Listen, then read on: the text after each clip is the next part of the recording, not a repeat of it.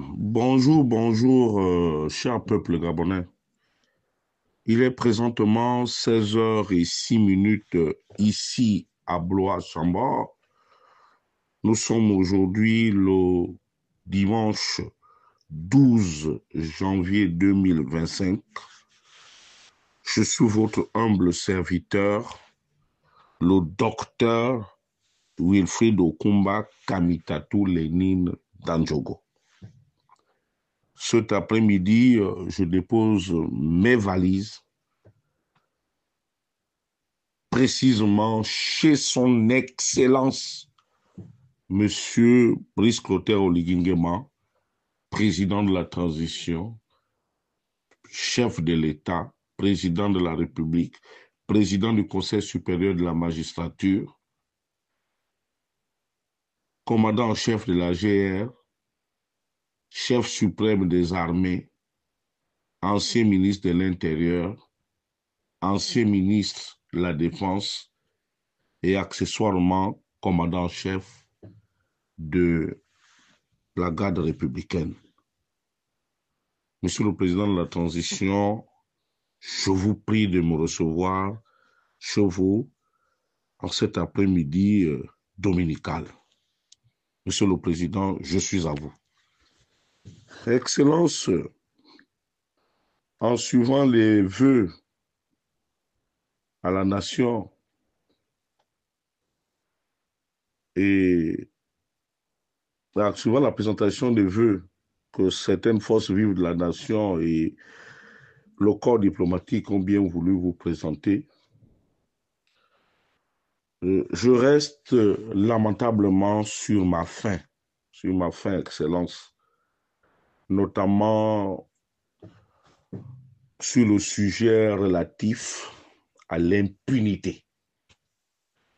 J'ai été choqué et surpris que vous ayez instruit celui qui est à l'origine même de la déliquescence de notre économie, de la malgouvernance et de l'impunité, à savoir le censé Ndonsima. Parce que je dirais tout simplement que, Monsieur le Président, si vous pensez que vous avez encore quelque chose à donner au peuple gabonais, il va falloir que vous nettoyez les écuries d'Ogias, à savoir notamment ce gouvernement-là qui est truffé d'escrocs de grand chemin, des menteurs, des gens qui ne pensent qu'à eux. Ce n'est qu'à partir de ce moment que votre côte pourra remonter au sein de l'opinion nationale. Parce que je puis vous dire très respectueusement, Monsieur le Président, que Ndonsima n'est plus l'homme capable de pouvoir mettre fin à l'hémorragie. Parce que lui-même, il est complice. Complice passif à cause de ce qu'on appelle la solidarité gouvernementale. C'est une escroquerie, Monsieur le Président de la Transition. Donc, je ne suis pas d'accord avec vous lorsque vous prenez la peine d'instruire le chef du gouvernement tout en sachant que lui-même, il est mêlé d'abord dans des affaires de tribalisme qui mettent en mal notre vivre ensemble. Et deuxièmement, vous connaissez le goût effréné, l'envie d'argent qui caractérise les femmes. Ce n'est pas une injure, c'est une réalité, Monsieur le Président de la Transition. Ceci étant, je me permets de prendre l'engagement solennel cet après-midi de mettre sur la place publique les auteurs de détournement des deniers publics et leurs complices. Parce que dans ma gibecière, Excellence, il y a beaucoup de dossiers. Dans toutes les entreprises, notamment la SCG, où je viens de découvrir le poteau rose. Ça, c'est le dossier de l'année, parce que beaucoup de têtes vont tomber. Il y a comme une entente tacite entre le service contentieux de la SCG et le tribunal de première instance de Libreville. Ce n'est qu'un indice. Et j'enverrai les dossiers dans les services parce que le peuple gabonais a trop souffert de délestage alors qu'il y a des gens qui se sucrent là-dessus. Et puis, l'autre aspect où nous ne croyons pas assez à votre lutte contre l'impunité parce que cette impunité est caractérisée par les membres déjà de votre propre famille.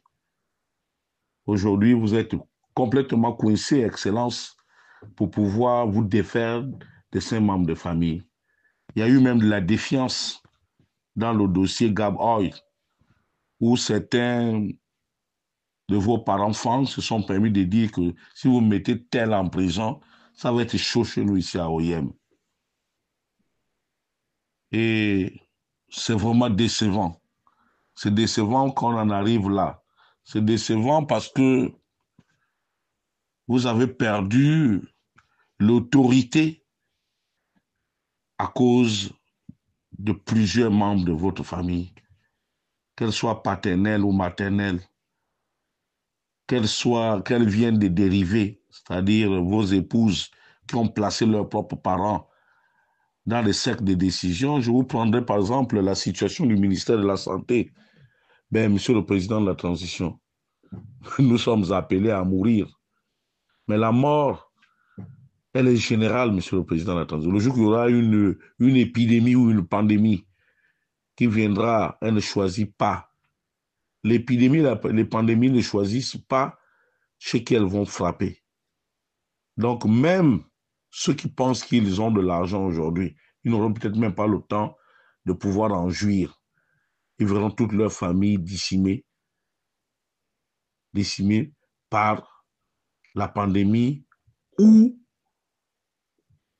par une maladie quelconque. Le professeur Mungungu aujourd'hui, Monsieur le Président de la Transition, mérite d'aller à la prison centrale de Libreville. Le dossier qu'il connaît lui-même de l'hôpital général. Deuxièmement, Monsieur le Président de la Transition, je viens de perdre mon oncle paternel, Monsieur Philippe Djoula, accessoirement secrétaire général de la Kousiga. Il est mort au CHU d'Akanda. C'est devenu un mouroir parce que un membre du CETRI et un gang se sont appropriés tous les moyens, même une simple compresse. On n'arrive plus.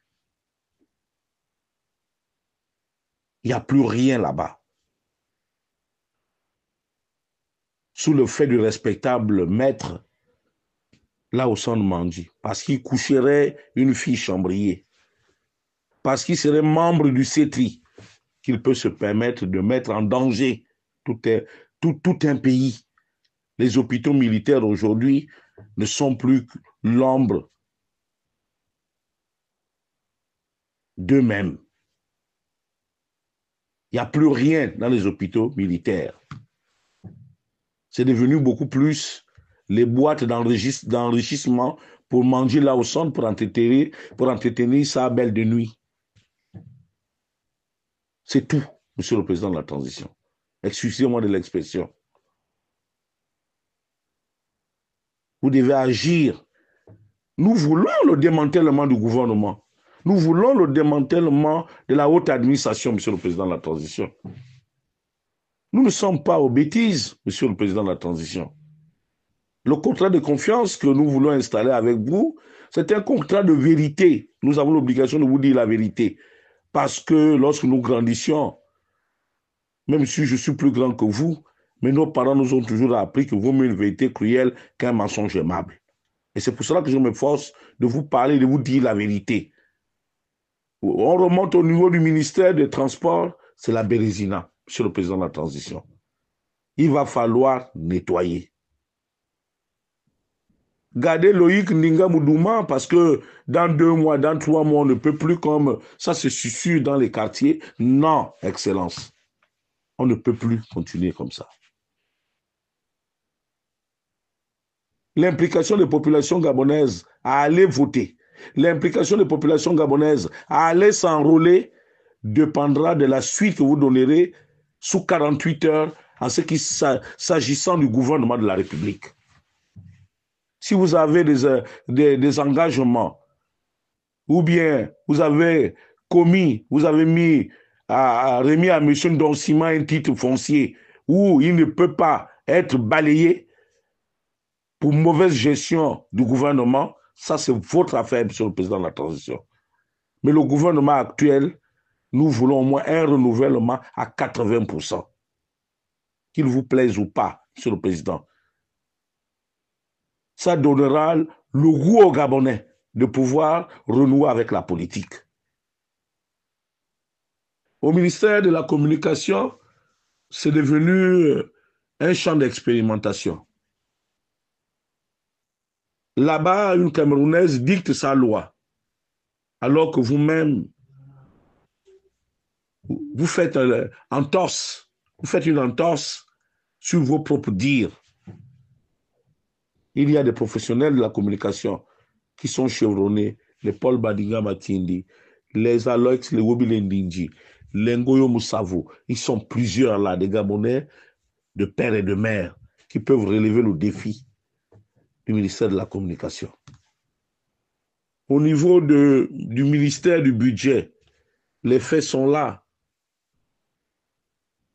Les faits sont là, ils ont plombé la transition en volant des milliards. Est-ce qu'un directeur de cabinet peut se permettre de voler autant d'argent sans l'imprimature de son chef? La question que les Gabonais se posent. À quand l'arrestation de Charles Mbaye comme? À quand l'arrestation de Maïs Mouissi et son ancien directeur de cabinet? Monsieur le Président, vous devez absolument répondre à toutes ces questions. La seule réponse, c'est le changement du gouvernement. Je vous remercie.